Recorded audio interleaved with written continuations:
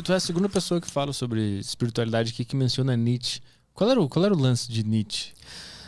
Depende do Nietzsche que você tá falando, porque no começo da trajetória ele tinha uma postura mais platônica e no final ele vai querer abalar com tudo. Mas eu acho que o Nietzsche, ele tinha uma postura... Você me perguntou do Osho. Tem muita coisa do Osho, por todas as contradições e críticas que eu faço ao Osho, mas ele prega um tipo de heroísmo e de personalismo, de bater o pé no chão pra enfrentar as coisas da realidade, bem parecidas com as do Nietzsche. Com a diferença do Osho pagar de iluminado e tal, né?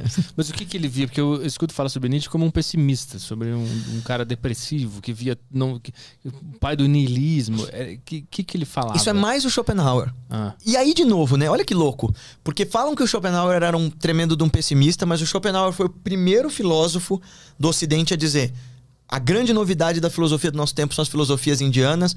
E ele ficou encantado com as Upanishads e o budismo. Upanishads é o final dos Vedas, que tem essas grandes reflexões.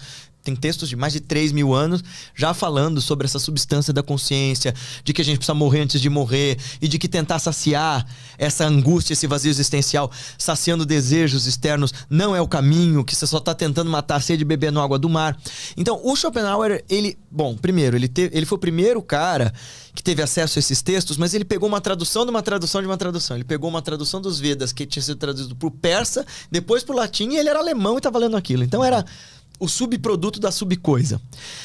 Mas mesmo assim ele intuiu que ali existia uma profunda verdade e ele dizia, olha, tentando saciar desejos a gente não vai obter felicidade e paz. Isso é só para algumas pessoas que são verdadeiros pontos fora da curva, tipo os santos. Ele não via essa possibilidade de iluminação como um caminho viável, que é o que todas essas doutrinas vão dizer. Eu, você, o Caio, todos nós somos capazes desse estado iluminado. É só que a gente, na real, não quer.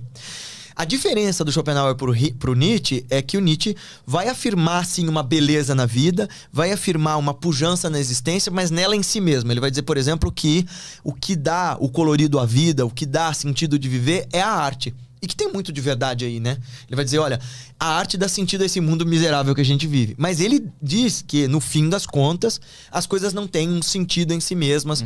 Ele diz, no fim das contas, que não existe outra coisa senão o corpo. Essa é a grande mensagem dele na obra que... Eu fui ler esse livro, eu tinha 15 anos, eu quase pirei. Eu li Assim Falou Zaratustra, porque eu gostava de mitologia, gostava de zoroastrismo, e Zaratustra é o nome do profeta dessa religião. E que não tem nada a ver, o Nietzsche só pegou o nome do Zaratustra pra fazer esse livro dele.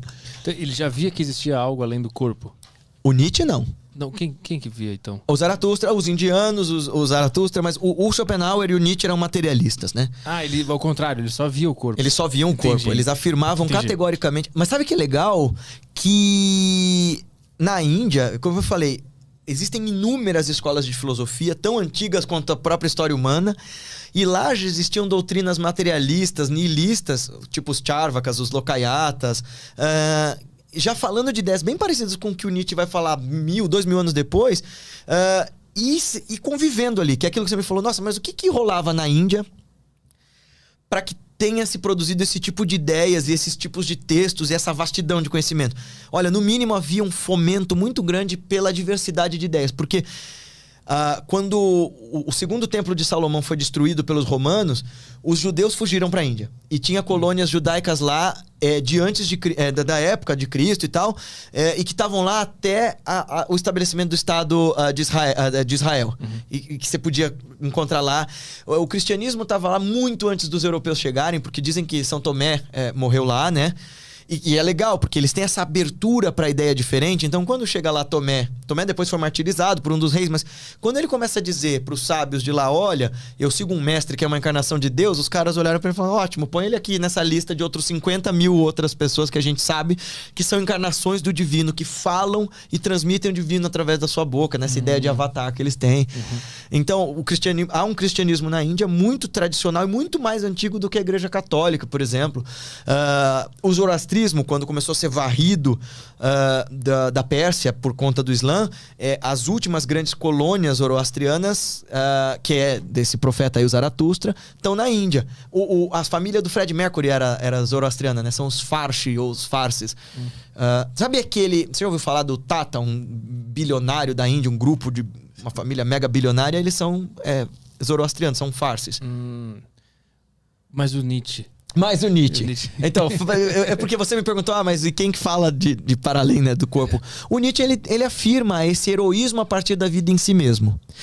E mesmo que a gente experimente uma realidade ulterior, uma realidade mais sublime a partir da prática e tal, eu acho que o Nietzsche, ele nos convida...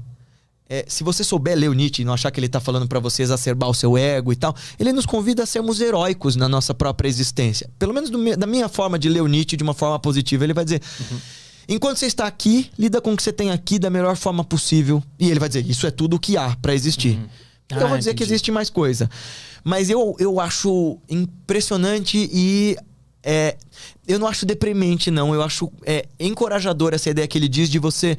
dar o melhor de si, ser a mais heróica forma de si mesmo. O que ele vai dizer lá no fim da vida, do eterno retorno, que é a roda de Sansara que a gente falou lá atrás. Que ele vai dizer que de um lugar de uma intuição assustadora, ele imaginava que a realidade era controlada por uma espécie de demônio que fazia a gente reviver de novo e de novo, incessantemente as mesmíssimas coisas. Alegrias e tristezas. Se esse cara não tem uns tremendos de uns sanskaras, de um material de outras existências, ou de um material intuitivo, de prática meditativa, eu não sei o que ele tem. Caramba. É que ele não teve mestre. O Caio Fábio falou aqui sobre isso. Ele disse que Nietzsche, ele quase encontrou Deus. Ele falou que quando ele viu lá que Deus estava morto, ele estava certo. Ele só não conseguiu ir um pouquinho mais além. Isso. Pra compreender a iluminação por trás disso. E você vê, porque todo mestre vai dizer assim, que sem mestre é muito difícil, sem método... Eu deixei muito frio? Não, tô falando disso. É só pra vocês entenderem, eu tô sempre em combustão. Aí eu falei, vamos aumentar esse ar, pelo amor de Deus. Não, tá de boa. Sem mestre é muito fácil a gente pirar. Porque olha como é contraintuitiva essa coisa de iluminação. Você tá tentando operar uma parada que diga pra você que você não é você e que os seus sentidos e a sua mente, que é tudo que você experimenta da realidade, tá errado. Se você não tiver alguém muito bom e alguém que por pura graça te mostre assim, quase que aperte um botão pra uma eletricidade diferente aparecer aí, se você não tiver alguém que sabe muito bem o que tá fazendo pra te ajudar a atravessar essa ponte que é na verdade o fio de uma navalha, você pira, cara. É muito fácil. Eu não te contei, a minha primeira experiência meditativa foi precedida por um estado de pânico. Eu achei que eu tava sendo estrangulado. E quando meu mestre falou, isso é você, eu achei que eu ia olhar de olho aberto, eu tava com a minha mão. Não, era eu tentando afastar. Porque o ego é essa instância da nossa consciência que luta pela própria sobrevivência. O que é o ego pros indianos de novo, né? Que eu falei pra você que é diferente do que o Freud e o Jung explicam. O ego é essa autoafirmação de eu como uma coisa separada de todo mundo. É essa coisa em mim que luta pela minha sobrevivência com a maior quantidade de conforto, gastando a menor energia possível. É essa a instância do eu meu com o maior confortinho possível. Por isso que, quando a gente diz sofrimento é produto do ego, ainda que ele queira te fazer sobreviver com o maior conforto possível, ele também não quer mudar o que já tá certo. Ele não quer mudar o que tá estabelecido, o que tá concreto.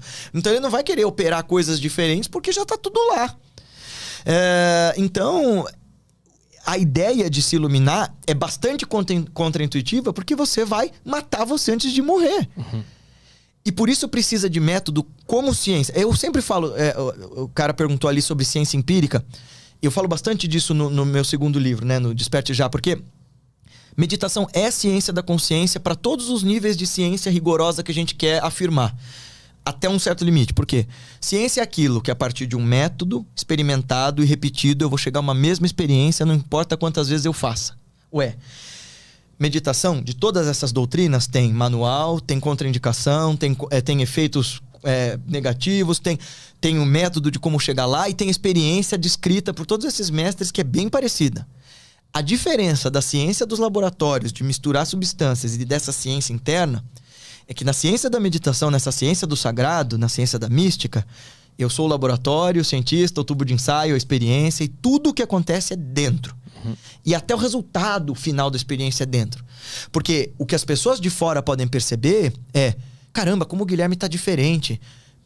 Que eu te falei, né? A galera fala, o Guilherme médium e agora o Guilherme yogi. São pessoas muito diferentes. O que vocês estão vendo é o que tá fora. Nossa, de repente você começou a meditar e aí, sei lá, tua namorada começa a te dizer, nossa, você tá mais calmo, você tá mais atento. O que é isso que você tá fazendo?